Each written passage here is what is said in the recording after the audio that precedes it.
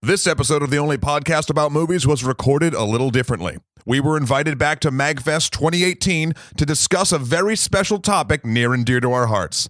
So as with all of our live recorded episodes, please excuse any audio anomalies, hits, or the fact that Shahir's not here. Other than that, enjoy the show.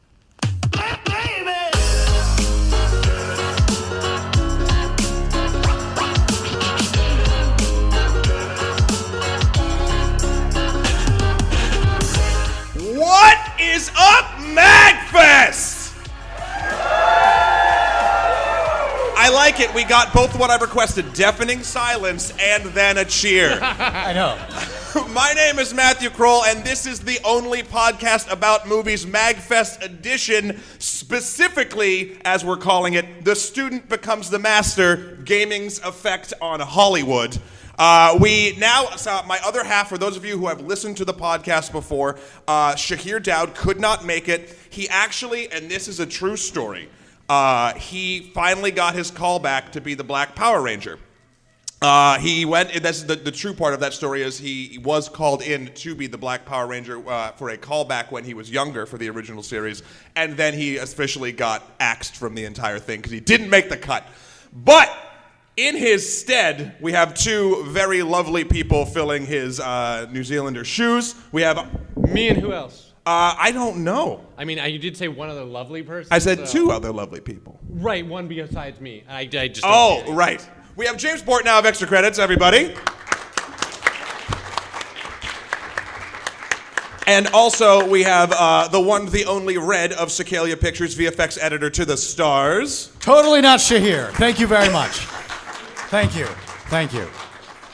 And yeah, what we want to do today, and we will be asking, basically, we're going to give a couple thoughts on how, well, for the first thing, we all kind of know by this point that the games industry is outpacing Hollywood. Okay, you're underselling it. All right. Okay. The entertainment industry was traditionally comprised of like three entities. There was film, television, and music, right?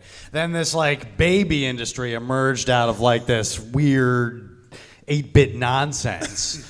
And it kind of took number one by threefold as of 2016. We're talking about a magnitude of like $81 billion out of a total market cap of $120 billion. So we're talking about a huge industry at this point. The footprint is massive, and we've seen sort of how cinema, or going to the movies in general, right, has tried to maintain, it's been trying to pull out all the stops, and we're going to sort of talk about it sort of threefold and what's working, but mostly what's not working, and then exactly what Hollywood can actually learn from the games industry in the way it tells stories. Obviously, it can't go as far as being interactive because movie, but what it can actually do. I thought we fixed that problem with the last panel. Did we? Yeah, I'm pretty sure. James, you fixed that? We did. Yeah, we did. We fixed that. We fixed it. Okay. Yeah. So anyone else got stuff to talk about, or no? No. So basically, the question that we're trying to ask is it time for cinema to evolve to stay relevant as an industry and an art form, and how it can be done? The three angles we're actually going to talk about, I'll just bring up the first, and then Red, you can sort of jump in. And James, I need you, James, to jump in and say how you think the game industry is doing the things that we're talking about, and if there's any ways that could somehow cross-pollinate over. Yeah. I need you to snipe your own industry. Well, no, it's obvious. You guys just need more loot boxes. Well, yeah. Just 100% more loot boxes. Yeah, you literally. Get, characters in the film will only be visible to you once you spend $1.99, maybe. But you can reskin them. Yes. Yes. Oh. It's player choice. Oh. It's viewer choice. Wow. No, okay. but we're done. Right. Yeah. We're done. Panel's finished. Panel over. That is amazing. I'm just going to go call Universal right now. Well, the first thing, Red. We solve a lot of things. The first thing is how we acquire films. Basically, we were tossing this around and like BitTorrent? Yes, the only BitTorrent. No, there's kind of interesting ways. So, like, what theaters? I'm sure you've noticed. Well, first of all, how many people still go to the movies? There you go. Even once a year, most of the room raised their hand. Again, audio medium, I need to sort of tell that to people that are going to eventually be listening to this. Again, It's a lie. There was just no hands. there's no hands. I'm putting crowd noise in. Right, If I there's hit this no button, room here. If I hit this button, will people boo? Hey, look at that. We have Holy control. crap, you're magic. Yeah. Audio is magic. But theaters have been trying to trick us back into it because the market share has gone into your living room, either games or even watching films at home. I know my setup at home, I have a much better time watching films than going to the movies half the time, and it's the evolution of how it's gone down. They've tried 3D. How many people are fans of 3D audibly? Can you cheer for 3D? Okay. Thank you. Yep. Thank you. I think there was a fourth one. Now Thank you. let's go down the line of tricks that they're trying to do to get you to go into the theater that you supposedly can't do at your house. How many people have been to and are fans of 4DX? Have you heard? Okay, one, two. Two people are kind of fans of 4DX. 4DX, for those of you that don't know, I think Regal is doing it. Yeah. Is basically they try to turn films, a lot of times big action pieces, you're not going to see like Call Me By Your Name in this, but like it tries to put you in like an action adventure mindset by moving your chair around and like punching you in the back with like soft spikes and spitting water that I'm sure is clean in your face. Well, and the funny thing is, this is something that we did with like the Tingler back in like the 50s Yes. and 60s. Yeah. We're just recycling all the. Well, 3D 50s as well tech is just right a now. recycle. Right. Yeah. Right. Just multiple recycles. Yeah. I mean, so is VR for that matter in our industry, but Time, man. But then, and the other sort of thing that theaters are trying to do, which I think is, I guess, the closest that I'm interested in, is kind of making specialty theaters or specialty rules for going to the movies. So, for instance, So you can get your drink on while watching. theaters are starting to serve alcohol in the States now. The Alamo Drafthouse in particular, you know, and there's theaters that are doing the model, you know, serve food. I like Alamo personally because they have a set of rules. How many people have been to the Alamo Drafthouse? Yeah. So like, you can't show up more than 5 minutes late to a film. You won't honor your ticket or something like that. They give you a warning if you're talking or on your phone, and then you will get booted. In a general theater, I went to go see The Shape of Water, and there was a screaming match between assigned seats, a woman who was in the wrong seat and a woman who bought the seat she was in. And it turned into the ugliest entire theater sort of experience. They had to restart the movie because this drama Wait, that played wasn't through the the trailer. Cinema 4D experience? Well, yeah, that's the Cinema 4D experience. So they're trying all this different stuff. Has any of this, at least to begin, drawn either of you back into wanting to go to the movies more? So just to clarify, are we talking specifically in this panel about what the movie industry can learn as what I see the modern movie industry catering mostly to a home entertainment environment, a Netflix, that sort of environment, or are we talking about how we get people back to cinema? Did you just enter the cheat codes to our own discussion? You did. Just like went to level 3 for like no reason whatsoever. Well, I'm actually trying to make this as hard as humanly possible for you guys. You guys have not leveled all the way up to 3. Well, the thing actually, we're going to be talking about both. This is sort of the specifics of how because initially when a new film comes out, mostly, unless you're talking about the Netflix model, and we will be talking about Bright. Okay, good. The way we see films first is at the movie theater, or that's what Hollywood would like us to do. That was the traditional. Most of the time. I mean, even Dunkirk, they were talking about how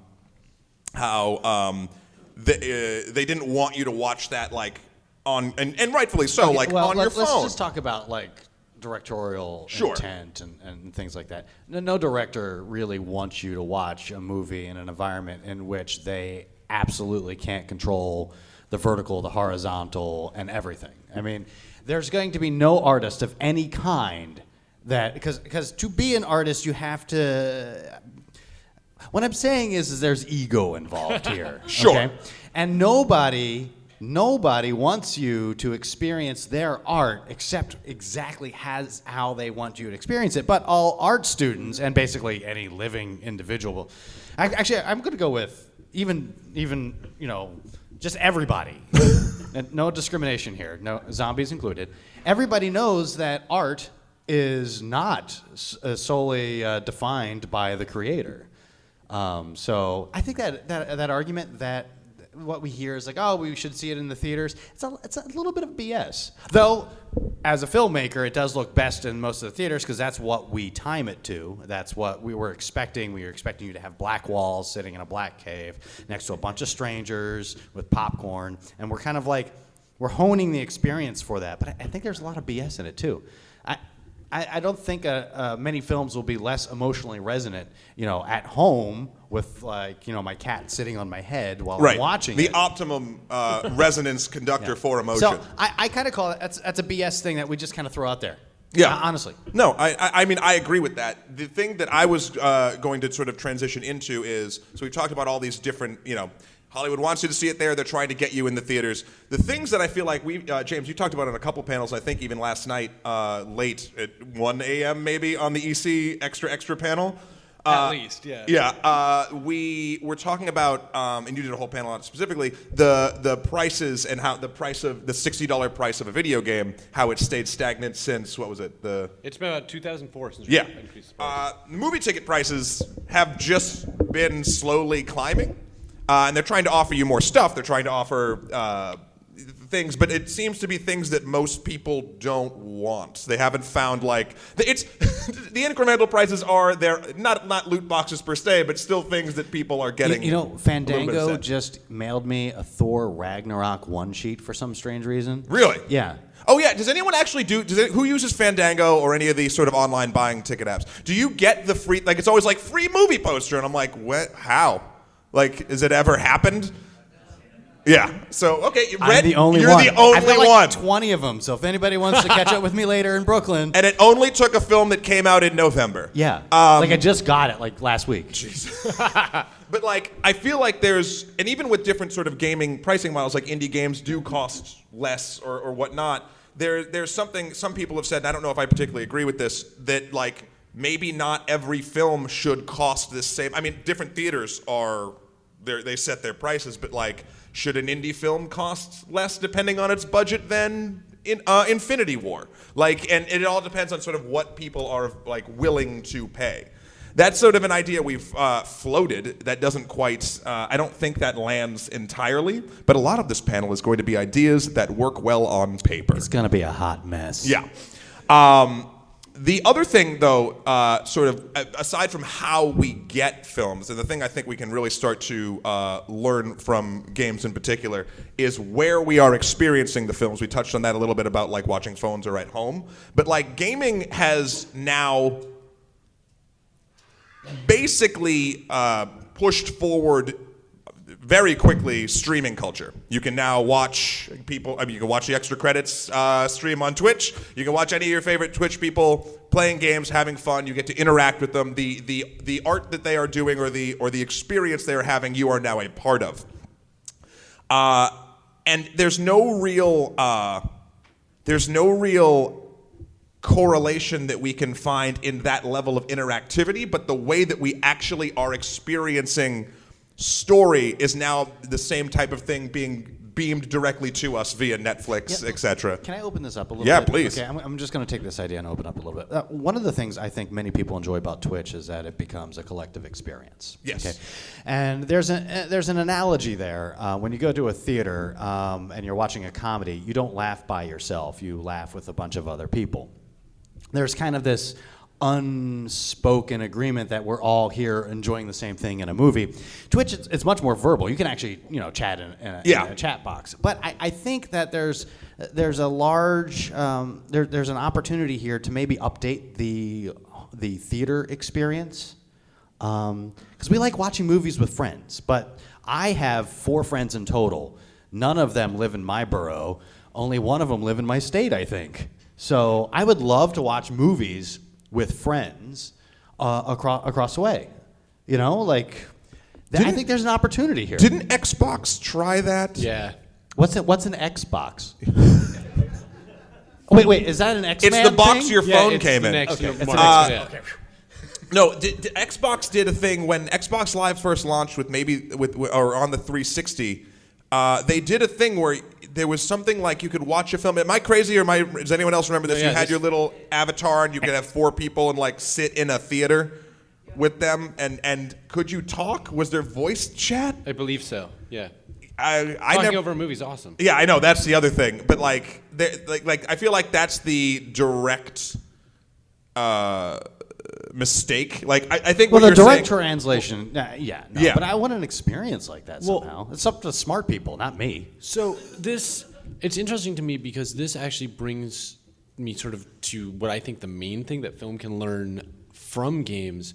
And you guys can correct me if I'm wrong on this, but a lot of the film marketing I see is talking at the audience, whereas in games, the goal is to get the audience talking, right? Yes. And to create a conversation by the community. This is why we have community management. This is why we have forums. This is why we're involved from game companies in the forums and why we run the forums to have this space where the community is having that discussion, where the community feels part of the art and the thing, versus when you see a trailer or especially press releases from movie companies, it all seems them telling the audience either about the movie or how they're supposed to think of the movie instead of getting the audience to talk about the movie. No, you're touching on something that actually you sparked a thought, just one thought. One. Yeah, I only have the That's capacity for one thought. I was going to say, that is your quota for the entire panel. That's it. I'm done now. No, last night you said that the audience is also an artist. Yes. In For games. video games, and I sat there and I wanted to disagree with you because historically, the audience on any visual medium has been the audience. I think, sadly, cinema as an industry, not as an art form, has moved away from this, and we are being told what to think, partially because we've stopped thinking. No, I apologize. Partially because many of us don't think critically about our films. We will read the reviews going in, and we'll say, "Oh, I liked it," or "I didn't like it." The trailers will be like, "Here are the best parts of the film." It's already digested for us. You know what? I mean, this is insane and it's not correct. What I miss is going out to Denny's or a coffee shop after a late night film and talking through it with my friends. Yeah. If your cinema actually had a diner, right, like, and you knew everyone there was ready to have this conversation, that would be rad. That's an excellent idea. I hope AMC is listening.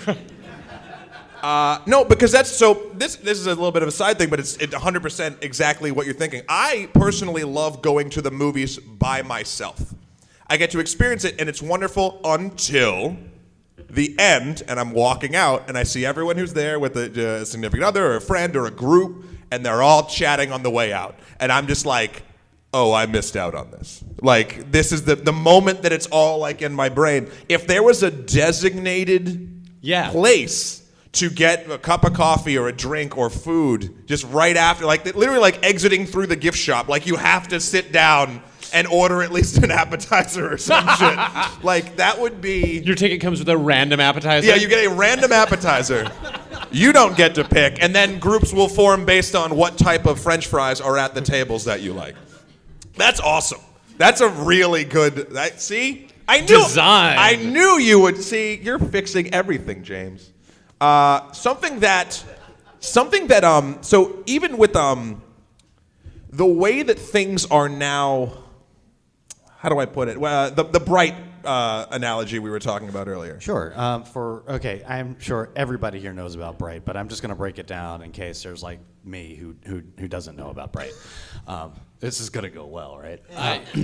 So Netflix is notorious for not giving any numbers, any metrics by which they measure their success. It's infuriating for traditionalists like myself, even though now I'm actively employed by Netflix, to figure out what it is, what factor it is that the audience determines success.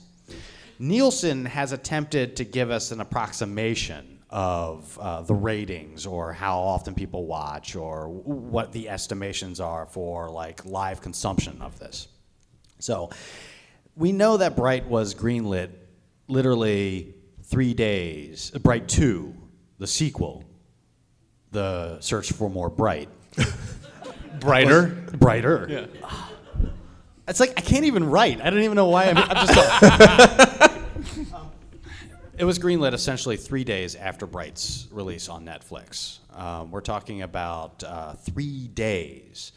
There's not enough time for pre-development or script doctoring or even calling the actors at that point to see if they want to do a second. They've already analyzed this stuff, and if it only took 3 days of audience watching for a projected $100 million budget, sequel's going to be that plus 35% easily, if not 75%. There's a real power now, I think, that's been brought on by streaming, by Netflix, by Amazon, by Hulu, by Twitch, by Let's Play, all these things. The audience now has become the de facto curator about future content before you even know what it is. Those metrics are being hidden from us. Yeah. We don't have the metadata to understand our own choices. We have to start being very selective about the things we binge watch. Otherwise, we will be creating a situation where Bright 14 will be releasing in your home very, very soon. Well, it kills me some of the things that they have recently canceled on Netflix and yet are going for Bright 2. And I'm not sure that they understand. I'm curious to see how Bright 2 will do because it's the internet. A lot of people want to see a train wreck, but they want to see it once, right? Yeah. Yes. Like, this is something that everybody heard. This is one of those things that everyone was told was so bad, it was hilarious, right? I'm not sure anyone wants the Or sequel was to it? that. See, now, my adventure partner, Anastasia, brought up a good point. I watched it, and I did not stop watching it. I wasn't in those first 3 days, but I watched it. I'm willing to bet that a lot of people here, maybe not in this room, but in this building, because it's a big building, it's a safe bet, watched it, thought it was mediocre, okay, but it had problems, didn't turn it off, and watched the full thing all the way down to the credits. Well, it's amazing to me that that Sense8 got canceled and this got right. Sorry, did I voice too loudly there?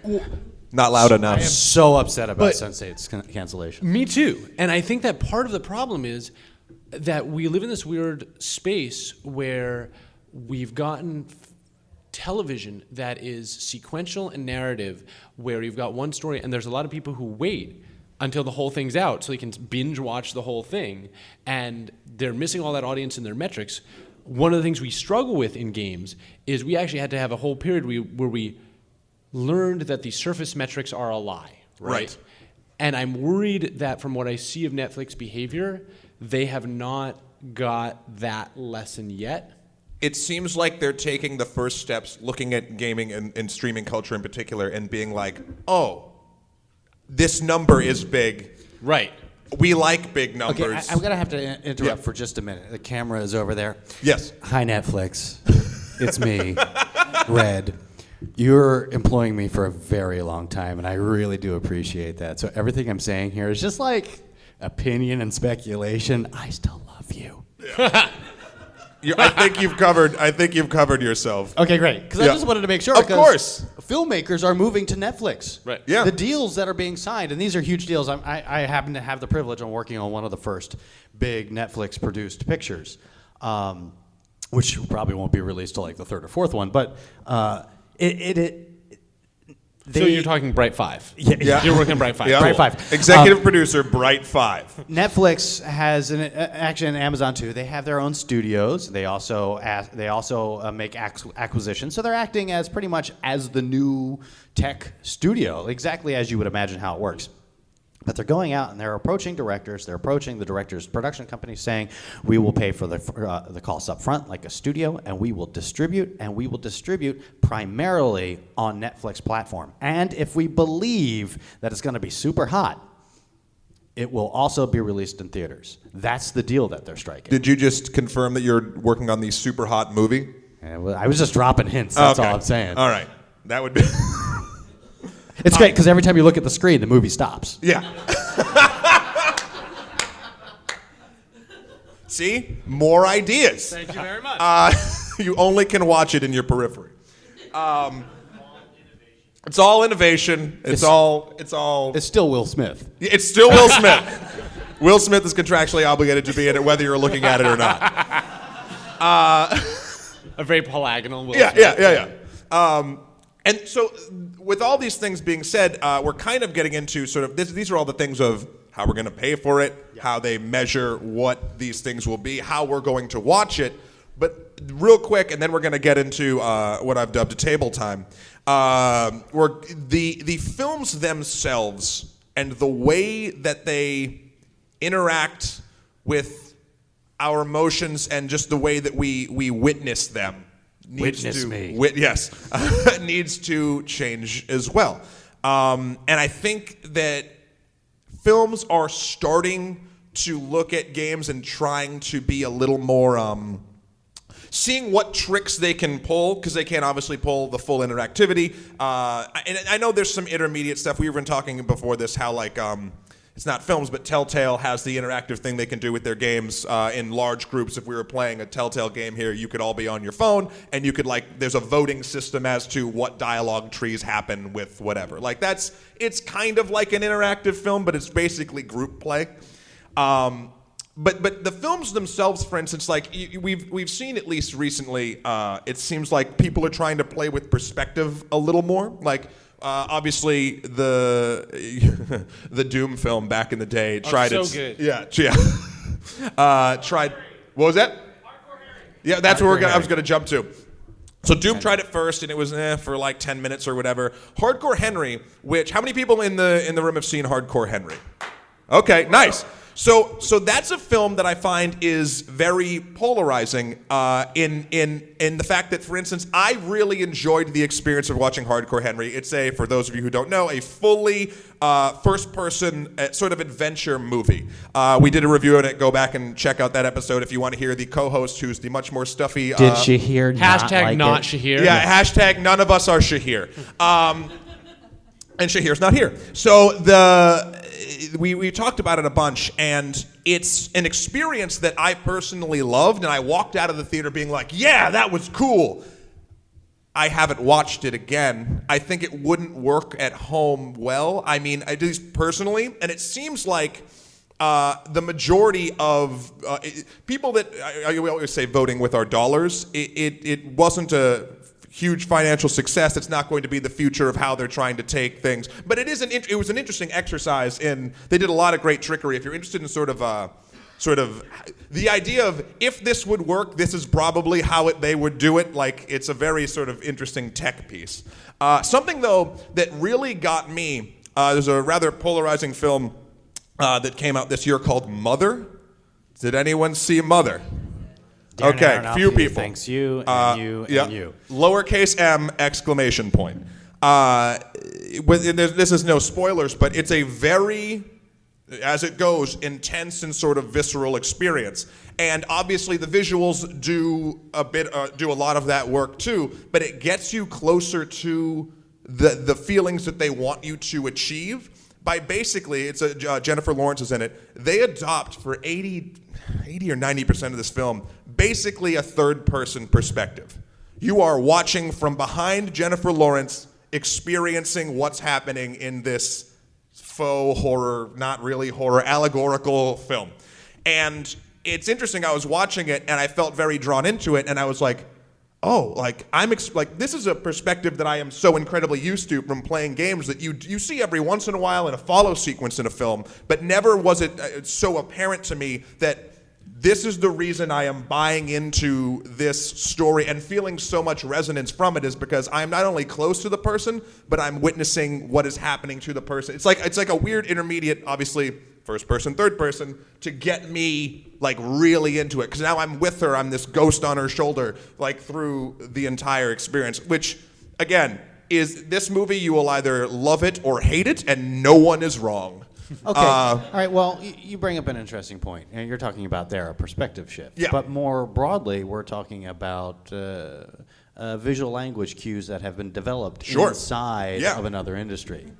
Are there other visual language cues, that shorthand that we can use to help tell stories inside of the cinematic landscape?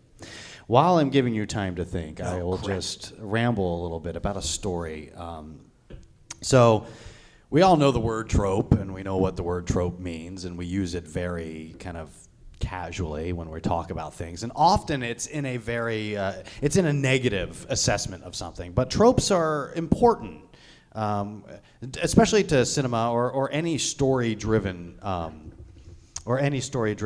medium, because it's a cultural shorthand. I don't want to get all like young on you, but we have these common collective points of references that we use, and since film is both picture and sound, thanks talkies, we've developed a lot of shorthand. But I feel that the development of the shorthands, I don't want to say the intellectualism of film, but let's just say the user, the audience vocabulary. You're talking about like literacy, film literacy, or yeah. It hasn't expanded. Realistically, it hasn't expanded since the 70s. And I'm wondering if that's because we're playing it safe, and there's another medium out there that has maybe done it a little, done more to push it forward. Maybe the student has become the master in this sense. So, with no further ado, gentlemen. So, in terms of visual stylistic choices, I am not sure, since filmmaking is not my forte. But there's a bunch of very strange things we do in games, right? Interestingly, so we have the cutscene, right? Where it is completely stylistically different than the thing that just happened before. And yes, we also take away interactivity a lot of the time, whether or not that's for the best, but we do a total break. You'll see cutscenes that all of a sudden become anime, that become true CG instead of and pre-rendered CG. And they tell the audience, this is the part you're supposed to pay attention to, right? Mm-hmm. And so we do this thing that I've never seen in a film, where it just spontaneously totally breaks the style that it was in, jumps to a completely different style for 2 minutes to tell the audience, listen now, and then goes back to doing the thing it does. So that's certainly a weird place. I was trying to think of, is there an analog in film? There are the tail end of, say, actually the people inspired by the French New Wave started doing breakaway things like that, but it never really hit big. I'm trying to remember, this is where you need to hear. Is there something to be said about films that I'm trying to think of one off the top of my head, but where there's a character moving along and you're watching most John Cusack movies where the story will be happening and then he turns and breaks the fourth wall and starts talking to you, I'm thinking High Fidelity or whatever. True. That's sort of the action's happening and it wants you to watch it, but then this or he looks at the camera and he starts telling you what he's really thinking. That could be something like that, but I don't know if it's, I don't know. Right. The what? That's true. Yeah. Or are you talking something like Kill Bill with Ren Ishii's backstory? Oh, Ren Ishii's backstory. So one of the ways that we're in style sheets, we take back to the scene and 50 things. Right. For again, audio listeners, we've got a lot of download. One thing I'll say real quick, and then we will get to table time. There was a call from the back from Run Lola Run about switching to animated sequences that definitely grabbed your attention far more, and kind of, it's been a long time since I've seen Run Lola Run, but that I feel like it was almost like a grabbing your attention is almost like a reset button to kind of get back. And actually, here we go. That ties into this. Who saw Edge of Tomorrow? Yeah. Game Mechanic, right? That's Game Mechanic, the movie. Right. That they took it and made it into a story point, that seems like a one-trick pony. Run Lola Run did it to a point, and a couple of movies have as well. But that's a mechanic that they took from video games. So, more than mechanics, we're talking stylistic things. Yeah. One of the things I found super interesting, which I didn't think was possible until recently, but in games, because you have so much time in the environment, we do a lot more environmental storytelling, where the background of the scene will tell you as much as the action in the scene. But recently watching Legion, there was a lot of that going on, right? And to figure it out, Black Mirror does this a ton, right? Where if you ever go back and rewatch the Black Mirror episodes after you know the twist, you'll look at those things and say, oh my God, there's all this stuff like implying and setting this up going on in the background. And then you'll realize, I might not have consciously seen it, but my brain did, right? Like the first time through. And I think if we can train an audience to see more of that, that might be an area where we can sort of, in games we use it to pack more information per second, right? Right. Or to pack information into a sequence in which an action sequence is also going on. Now, how are they able to really pull that off? Let's dig into that for a minute. Okay. How are you able to layer that much information in? Especially, my job is to actually remove as much information as possible. As an editor, I have to distill a scene down to its essentially whatever is the most resonant portion of the story, and I'm confused how a game is able to do that. Where have I been doing it wrong this entire time? Yes. Oh, All right, good, soft. Moving on. And again, thank you, Red, for coming. You've been voted off. Get back up here. The last film I'm going to bring up, because I think it's a weird thing, and then I'm going to put it to you to fix this for us. Is who's seen Jumanji: Welcome to the Jungle? Okay, I like the fact that as many people in this room saw Mother as saw Jumanji. Yes, well that gives me hope. Yeah. does it? I don't know. Maybe Equilibrium. How many people saw the crossover movie of the two? Oh no! Yeah, there we go. One in your mind. Jumanji does the Edge of Tomorrow thing, but like explicitly laying out the rules of a video game to its audience that might not be entirely literate. There's a scene in the film where they're in a van once they're like trapped in the game, and They explain what an NPC is. They explain what an NPC is because the driver of the Jeep or whatever just keeps repeating the same shit over and over and they use it for comedy and it's fine. But that's literally just like calling out game. Like, but I think that's also a part of audience education. Sure. Now, as an example, my mother knows what an NPC is. She would be irritated at that scene, but my aunt of the same, actually younger. Okay. Sorry, Mom. Oh no, I'd be more worried about that than Netflix. Yeah. Hi, Mom. Is Netflix younger than both your mother and your aunt? You never discuss mega that's fair, corporations' ages in public. But I think we're still in this weird age of like, you have to educate an audience. You can if you go out expecting everybody knows everything, you're going to fail. Every once in a while, you have to belt out the cheap seats. It's a joke, and I don't think it works because it's an awful joke. Sure. But I understand the thrust behind it, which was, you know what, there's going to be a good chance that the parents watching with the kids aren't going to necessarily know that this guy's an NPC right off the bat because they're not expecting that in a film yet. Sure. Yeah. Okay. Not saying it was done well. Right. Okay, so now we've just been thinking of things on our own off the top of our dome here. If anyone would like to come take a seat at the table with the microphone, we don't have a stand, so I was like, ooh, it's gonna be like a pitch meeting, so much on how you might fix this problem for Hollywood. And we have a person coming up right now. Welcome. Hi, how you doing? So my name's Dale. I'm an aspiring editor myself. Excellent. I wanted to go back to when you mentioned about getting the same experience watching at home than or even a better experience. I think I have to disagree with you on that. I'll use Last Jedi as an example. Okay. There are two shots. The scene where, anybody not seen it yet? Okay. The safest place to spoil The Last Jedi is MAGFest, actually. Okay, I just want to make sure because all of a sudden, And this I'll get podcast things, spoils everything. Yeah. I'll get things thrown at me. When the light speed jump through the dreadnought, there's a shot in that is just magnificent, and when Made better with scale, yeah, for sure. and made better with scale.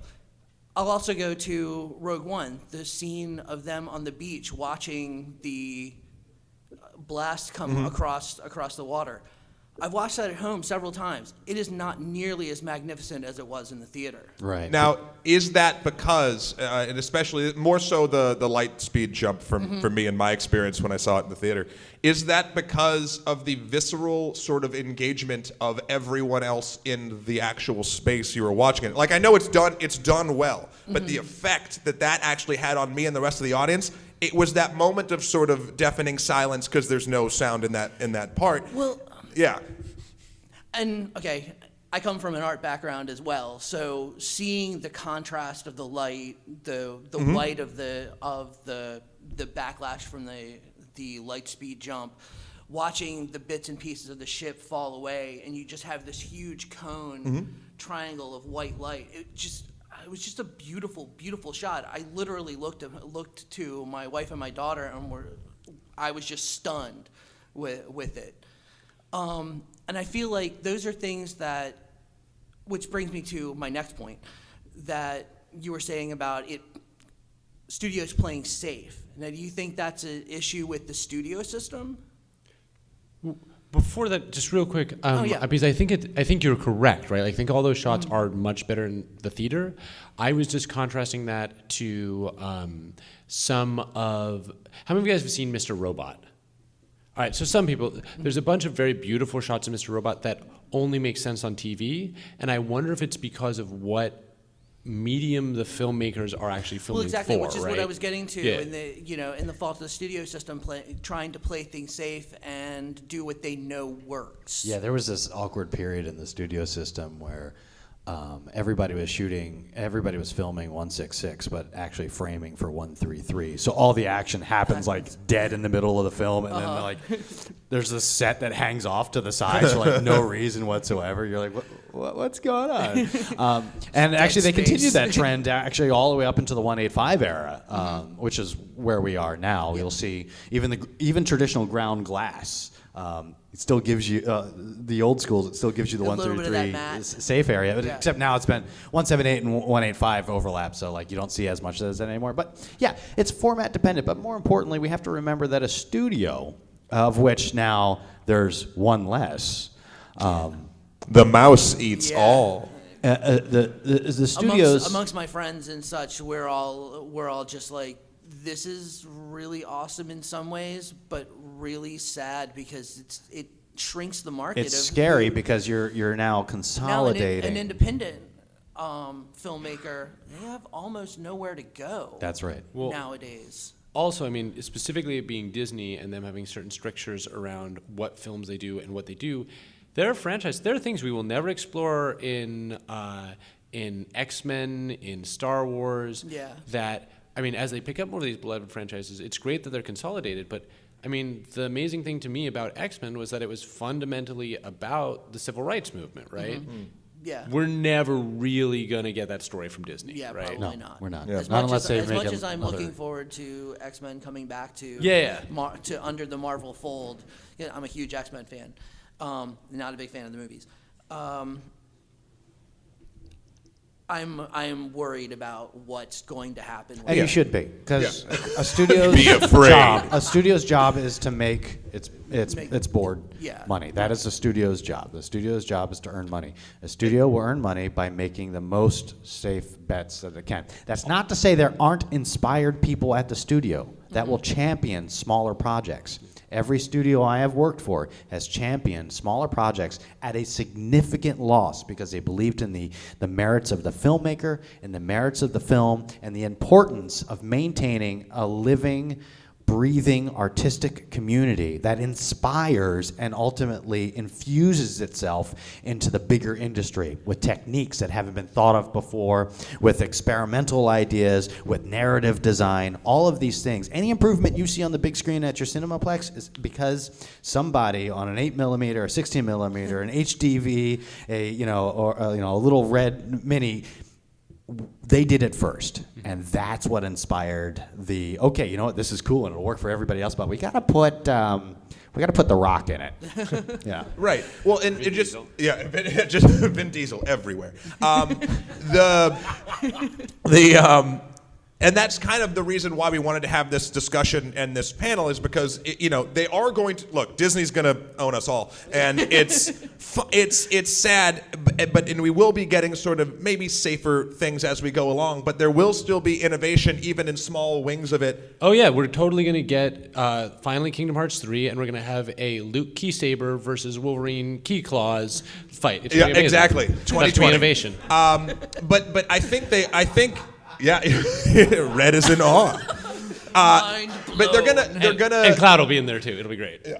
They're gonna since they have been looking for this innovation in sort of some of the right places, most of the wrong places, and they are going to look to what makes the money now. Yeah. And games make the money now. Well, I mean, when we're talking about Bright, we're all aware that Bright is Shadowrun, right? Yeah. Mm-hmm. Like, okay, good, because they're just taking game IP, not actually bothering to license the IP, and running with it. And I mean, it's funny because even for people who don't, it's catering by putting an orc in it. They're catering to a game audience, right? Yeah. So lightning round for you at the table. Okay. Pitch us a gaming idea, or something from the realm of gaming that could save Hollywood. Oh man, that's. I agree that's really, really hard because of the nature of gaming and that interactiveness, it's almost like being an editor. You're an editor of the game because you're able to make choices, which is something you don't get from a film media where you're just a patron, you're an audience member. So it's like, I would love to see Mass Effect on the big screen. I'm a huge Mass Effect fan. Sure. It's going to fail. Because everybody is like... Honestly, you already made the best Mass Effect movie that could be made. That's the truth of it. Honestly. That's exactly my point. Yeah. Why? For that truth, and because you really enjoyed the scene in Star Wars where the thing went really fast. Oh, here we go. Oh, this is my favorite moment of all of these. You, my friend, will receive a copy of the Need for Speed Blu-ray.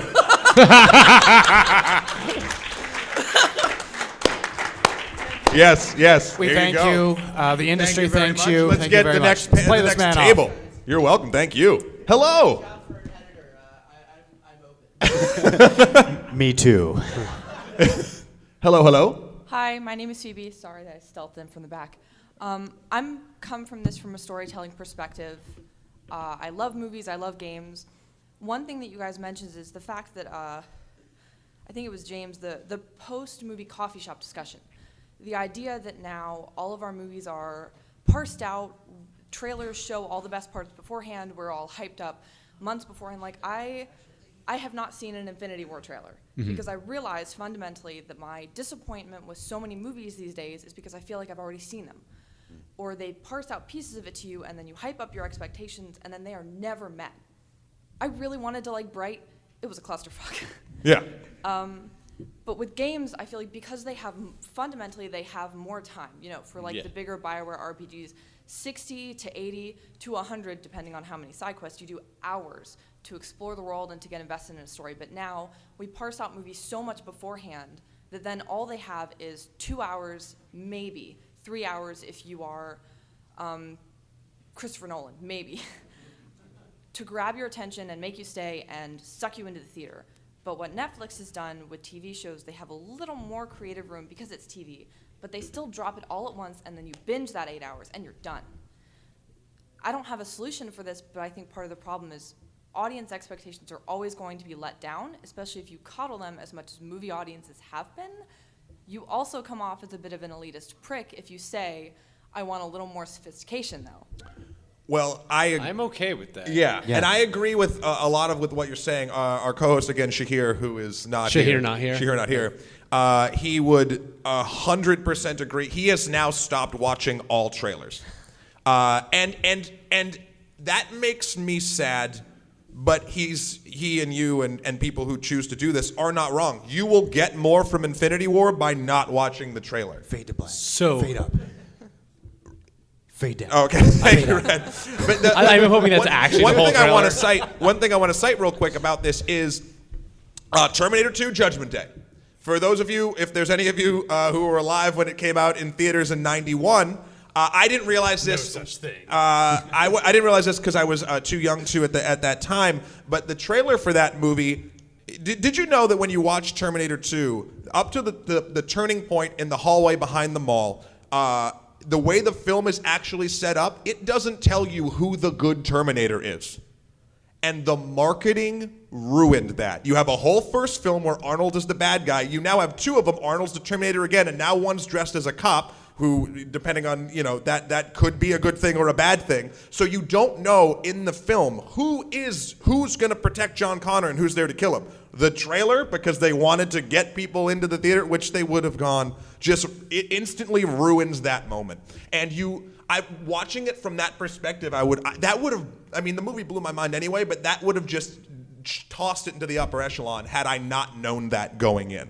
Trailers. I want more. I want more mystery if I'm going to keep watching them. Well, we're talking about bringing revenue back to film. It's amusing to me. Who here in this room has ever seen a trailer and been like, oh, that was cool, but I'm not going to watch the film? Right? Who's ever not gone to a film because you saw the trailer and like, okay, cool, that's all I need to see of that. Right? Like, it's like everybody here has at least once not gone to a movie. I've certainly done it plenty of times where I've seen 5 minutes of this film and been like, oh, that was thank you for the mini short, now I'm done. And so I think that it's kind of like the graphics arms race in games. Films shoot themselves in the foot because we've had to up the intensity and the amount that we give away in these trailers because we feel like we have to outcompete each other on our trailers these days. Yeah.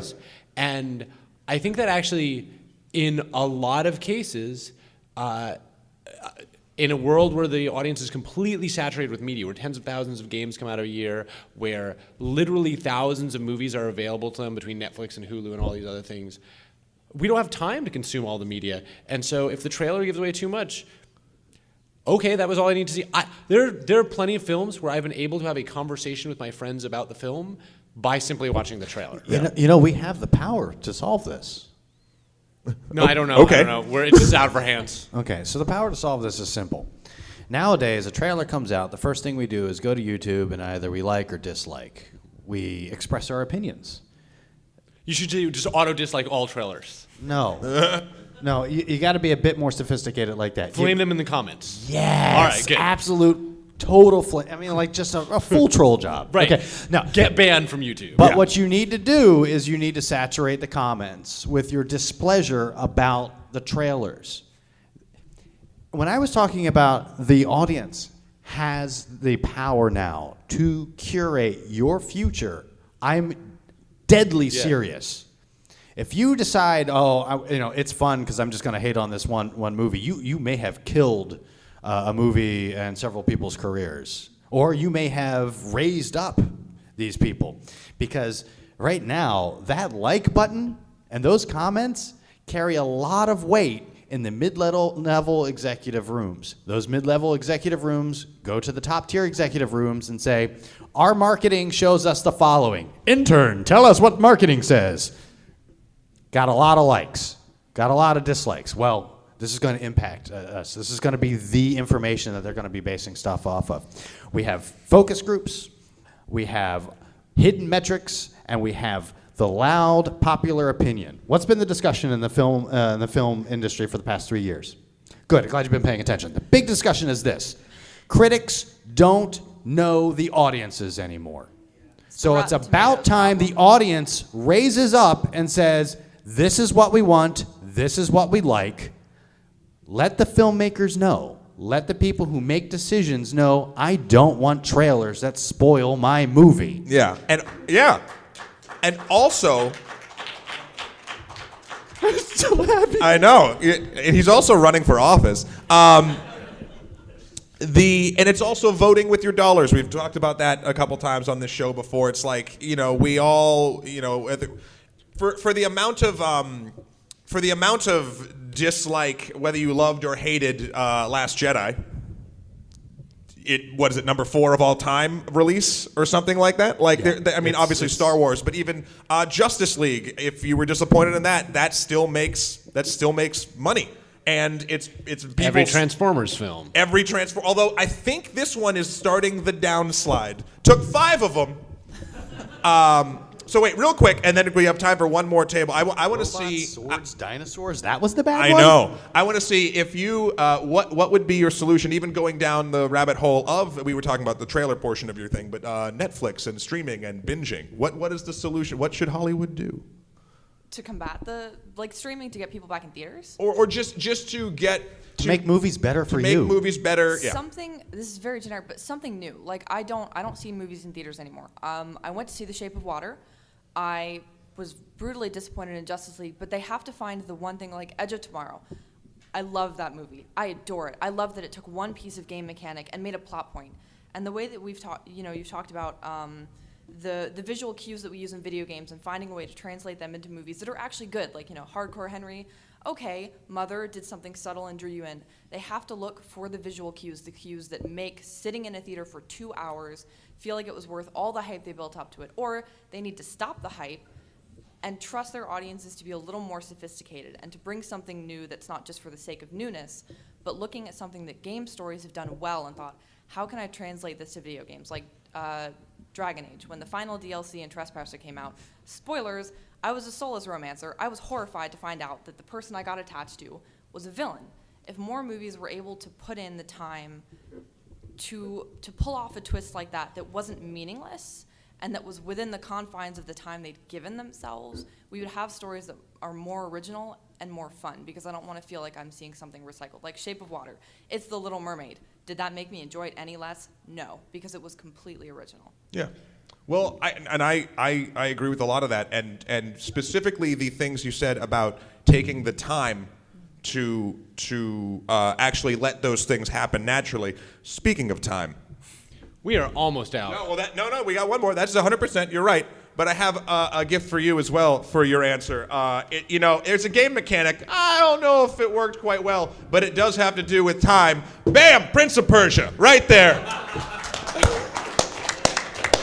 Thank you. All right. We got 3 minutes. Fix Hollywood with gaming things. Go. So, a lot of kind of what the problems that I think that Hollywood has with these original films is that sometimes we don't get really invested into these universes, like with Bright. And one thing I see with games is that we have a lot of expanded universe material. Like with Overwatch, you had the animated shorts that came out before the game. Those things got you invested in the universe, and they were like, oh, I like what's going on here, before the game even came out. So I think, as an alternative to trailers, this would definitely be more expensive, but make short films about your movie that take place in the universe of your movie and get audiences enthralled with what's happening in this universe and what's happening to these characters. And those short films would be stories in themselves. The Matrix shorts. Yeah, the Animatrix is the first thing that came to mind. A lot of things. Blade Runner. Yeah. Blade Runner. Yes. World building, yeah, and the short films might be a very good way to do that. If it became more of a public lexicon thing, like we all know about these things because they're properties a lot of times that we care about, and that's why we know about the extra stuff. If they pushed the extra stuff a little bit more, that might do something to that effect. Well, sorry, what? Oh, I was just thinking how interesting it is on the flip side. I have, outside of actual film festivals, I've never seen an hour and a half of short films in a theater, right? Yeah, and a curated list of those things might do very well. I mean, yeah. But which actually might, in a world where we have a YouTube audience who's expecting 10 minutes things, you might actually do better with 15 things in the same world at 10 minutes apiece. Yeah. Here. Yeah. Well, thank you very much for that question. The thing I feel like, and this is more for everybody who's helped out with sort of answering this question. You have undoomed Hollywood, I feel, at least to a certain point. You, my friend, however, doomed. Are doomed. Bad puns, Blu-rays. Everybody, thank you so Yeah, much I would for like to coming thank out. everybody for We are coming. the only podcast about movies. If you want to write into us, we're at the onlymoviepodcast@gmail.com or onlymoviepod on Twitter. And this has been an amazing panel. Thank you so much. And thanks to James for Thanks to helping James for us. coming and helping We us really out with the appreciate game it. angle. Thank you.